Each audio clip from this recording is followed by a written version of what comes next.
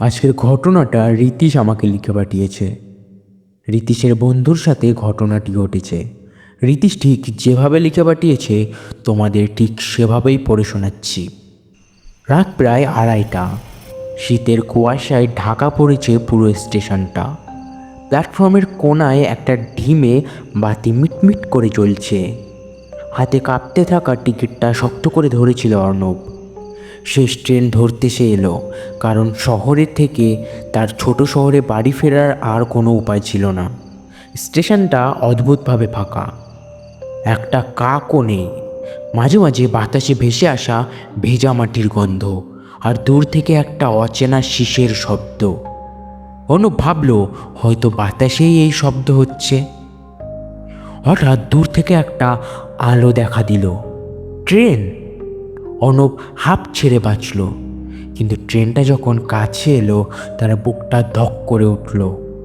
ট্রেনটা পুরোপুরি পুরনো মডেলের, কালো রঙের, লোহার তৈরি।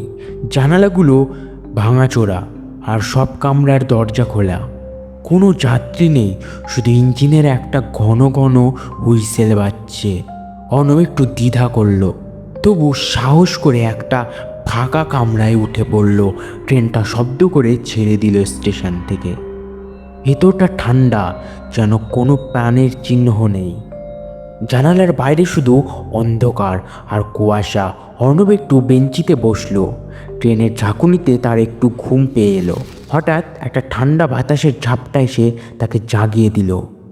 চোখ খুলে দেখে সামনের সিটে বসে আছে একটা মেয়ে। অদ্ভুত সুন্দর, কিন্তু তার মুখটা অসম্ভব ফ্যাকাশে। চোখ দুটো যেন অতল গভীর শূন্য। মেয়েটি হালকা গলায় বলল, এত রাতে একা কোথায় যাচ্ছ? অর্ণব একটু কাঁপা গলায় বলল, আগে বাড়ি ফিরছি। আপনি? মেয়েটি হাসল। তার হাসির ঠান্ডা হাওয়ার মতো বুকের ভেতরে কাঁপুনি ধরিয়ে দিল। আমিও ফিরছি, অনেক দিন পর।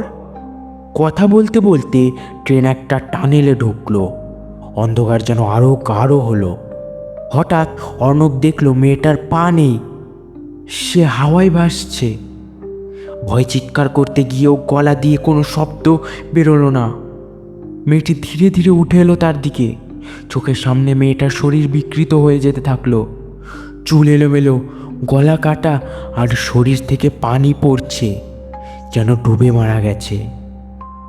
সে ফিসফিস করে বলল, তুমি আমার জায়গায় এসেছ।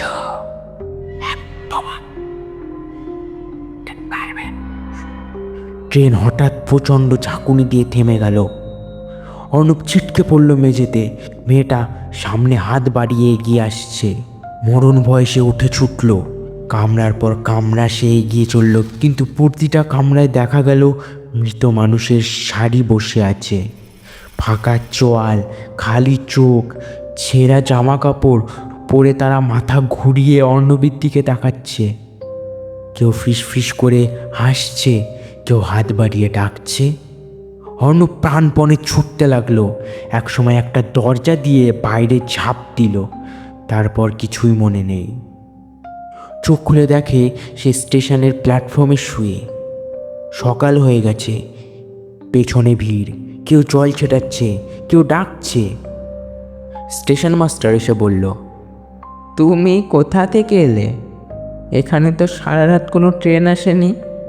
অর্ণব স্তব্ধ, কাঁপতে কাঁপতে উঠে দাঁড়ালো। ব্যাগটা কোথাও নেই, হাতে শুধু একটা পুরনো টিকিট, তারিখ, বছর, সব 25 বছর আগের। অর্ণব আজও ঘুমোতে গেলে ট্রেনের সেই হুইসেল শুনতে পায়, আর জানালার ওপরে একটা ফ্যাকাশে মেয়ের মুখ শুধু তাকিয়ে থাকে চুপচাপ। তো এই ছিল আজকের ঘটনাটি কেমন লাগলো তোমরা অবশ্যই কমেন্টে জানিও। আর যদি ভালো লাগে চ্যানেলটিকে অবশ্যই সাবস্ক্রাইব করে দিও, আর লাইক করতে ভুলো না।